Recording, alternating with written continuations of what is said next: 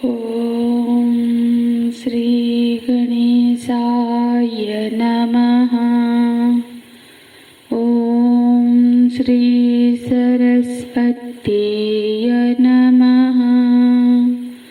ॐ श्री गुरुभ्यो नमः। 33वां श्लोक पाठ करेंगे। ये सामर्थे कांक्षितं नः राज्यं भोगाः सुखानि च तैमेव स्थिता युद्धे प्राणास्त्यक्त्वा धनानि च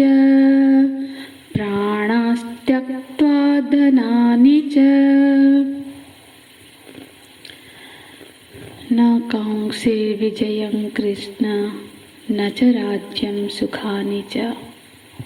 हे कृष्ण, हमें ऐसा विजय, ऐसा राज्य नहीं चाहिए। क्यों नहीं चाहिए अर्जुन? अब राज्य युद्ध के लिए ही तो, राज्य के लिए ही तो ये सारा युद्ध का योजना किया गया।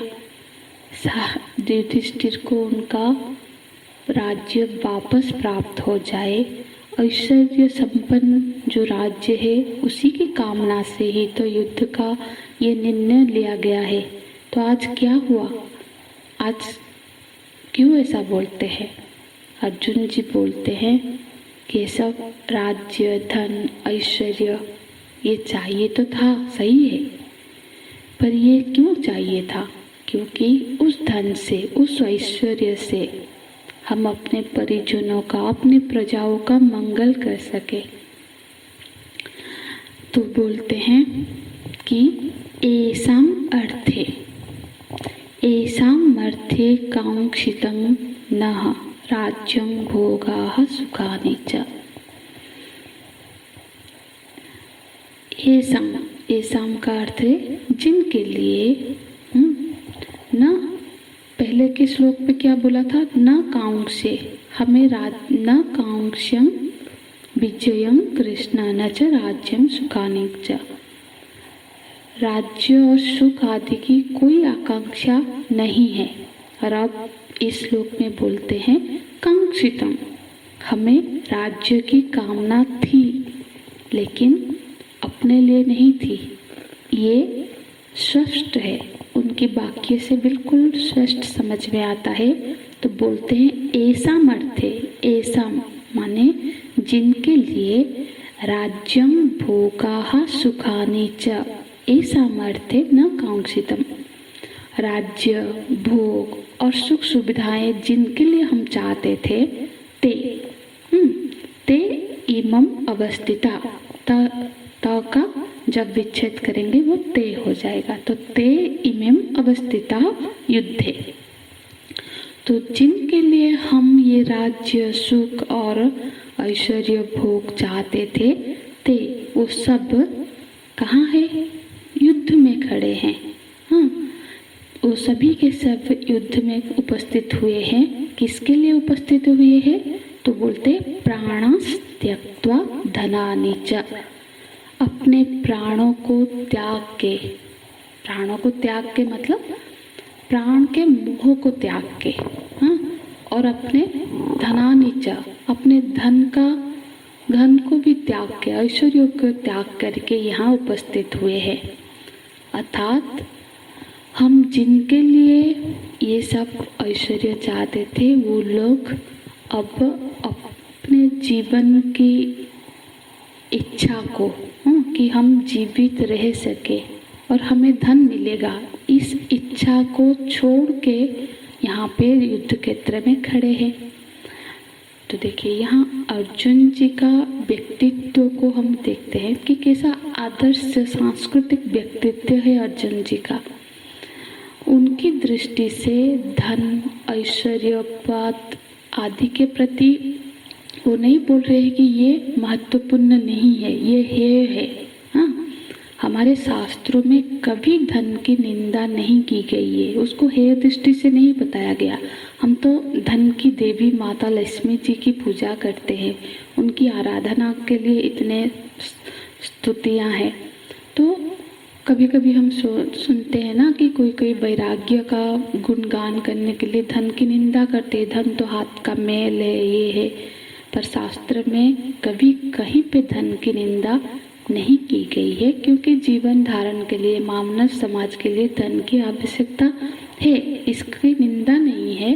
अर्जुन जी कहते हम तो राज्य, सुख, भोग आदि की आकांक्षा कर रहे थे, हैं, लेकिन वो जो राज्य है, सुख है, धन है, उसकी आकांक्षा किसके लिए कर रहे थे? कि उस धन से अपने कर्तव्यों का निर्वाह हो सके, हाँ, कि अपने जो उपयोगिता व्यक्तिगत विकास के लिए नहीं, लोगों के लिए, अपने परिजनों के लिए, अपने प्रजाओं के लिए उनको वो राज्य और ऐश्वर्य चाहिए था।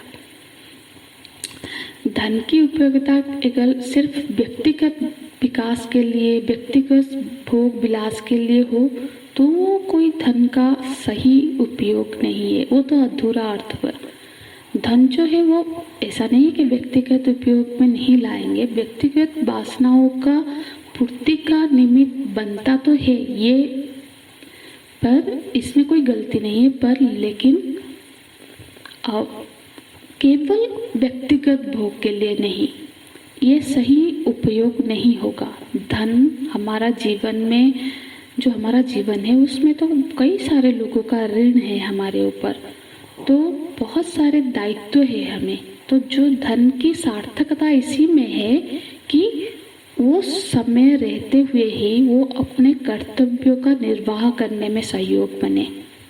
हम धन के सहारे अपने ऋणों से मुक्त हो, अपने कर्तव्यों का पालना करें समय रहते हुए, क्योंकि समय बहुत क्षणिक है। समय आज का जो करना है आज ही करना चाहिए। देखो पिछले एक श्लोक में हमने ये चर्चा की थी कि जब दुर्योधन अपने गुरुजनों से बात कर रहे थे, बोल रहे थे मदत्ते त्यक्त जीविता, तो उनका दृष्टिकोण क्या है कि मेरे लिए प्राण का त्याग करने ये सब लाए हैं, ये सारे जो सैन्य सामंत जो महारथियां हैं वो सब मेरे लिए प्राण को त्याग करने आए हैं। ये दुर्योधन की दृष्टि है कि सारा जो धन है, ऐश्वर्य है, सब मेरे लिए है, हाँ, वो सब व्यक्तिगत उपभोग के लिए है। और ये जो सारे सेना प्रजा भले ही मरे पर मुझे विजय प्राप्त करवाए, मुझे विजय प्राप्त हो। पर अर्जुन जी की दृष्टि है कि हमारे पास जो कुछ भी है वो हमारे परिजनों के लिए, हमारे गुरुजनों के लिए, प्रजा के लिए हो।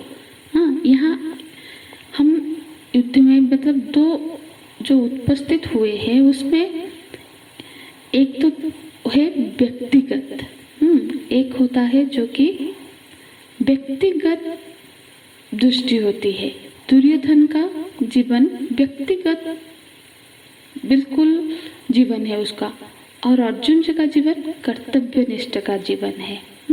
एक तो होता है इच्छा परायण जीवन, हाँ, और दूसरा होता है कर्तव्य परायण जीवन। इच्छा परायण जीवन में उसका ये हमेशा भावना मन में रहता है कि लोगों ने मेरे लिए क्या किया, उसने मुझे ये नहीं दिया, मेरे लिए नहीं किया। पर जो कर्तव्य परायण जीवन होता है उसमें भावना विपरीत होती है। उसमें भावना होती है कि मैंने क्या किया है, मैंने समाज को क्या दिया है, मैंने लोगों के लिए क्या किया है। तो यहाँ पे दो तरह की हमको मनोवृत्ति दिख रही है। जो दुर्योधन का दृष्टिकोण है वो बिल्कुल आसुरी दृष्टिकोण है, हाँ, सब कुछ मेरे लिए चाहिए। और जो अर्जुन जी का दृष्टिकोण है ये कि जो भी हमारे पास है, यहाँ तक कि हम स्वयं भी, हम दूसरे के लिए क्या कर रहे हैं, दूसरे के लिए क्या दे सकते हैं, ये दैवी दृष्टिकोण है। तो अर्जुन कहते हैं मुझे धन से कोई बैर नहीं है भगवान, मुझे धन चाहिए था, राज्य चाहिए था, पर वो राज्य, वो धन जो हम अपने कर्तव्य, जिससे हम अपने कर्तव्य का पालना कर सके, धन तो सभी कमाते हैं, बहुत धन कमाते हैं लोग, पर उसका सही उपयोग कैसे करें।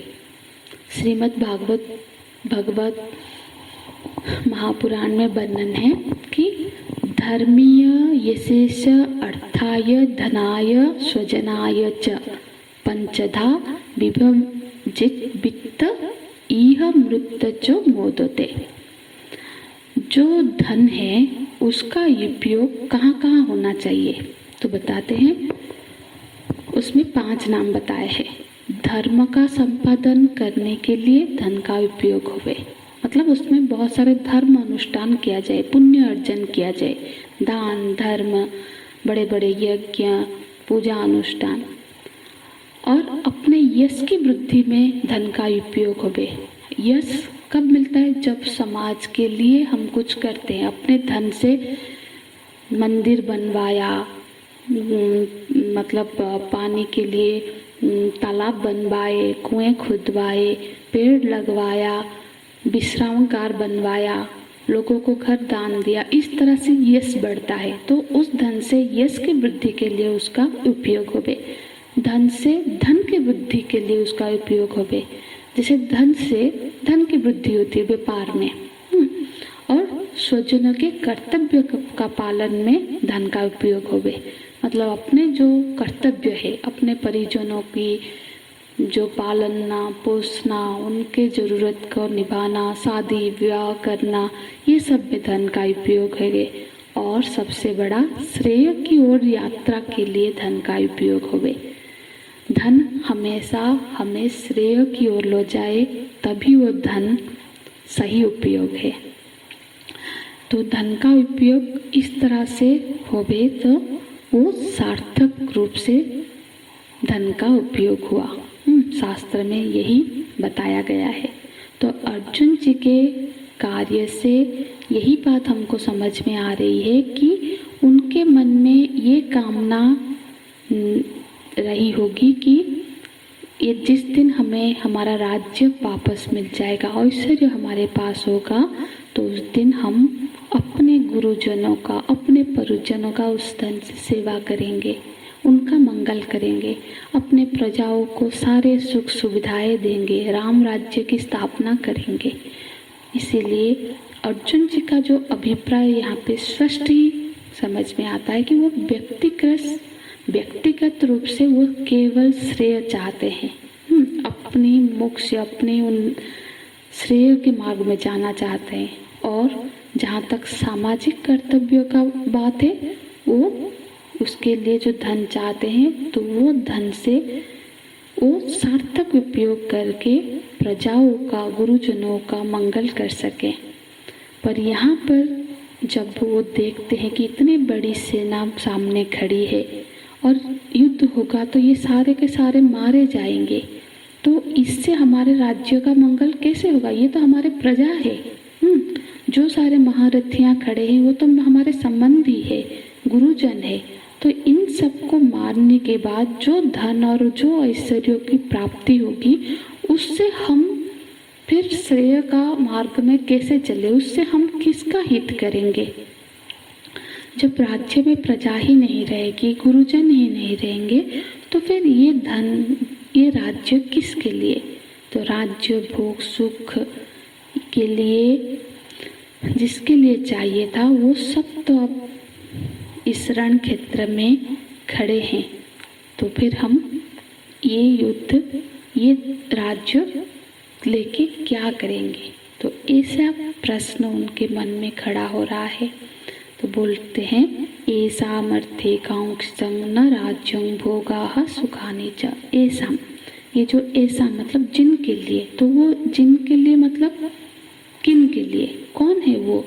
आगे के श्लोक में उसी की व्याख्या करते हैं कि किन के लिए वो राज्य और सुख चाहते थे, जो हम कल की कक्षा में देखेंगे। हरि ओम तत्सत। ओम पूर्णमदः पूर्णमिदं पूर्णात् पूर्णमुदच्यते पूर्णस्य पूर्णमादाय पूर्णमेवावशिष्यते।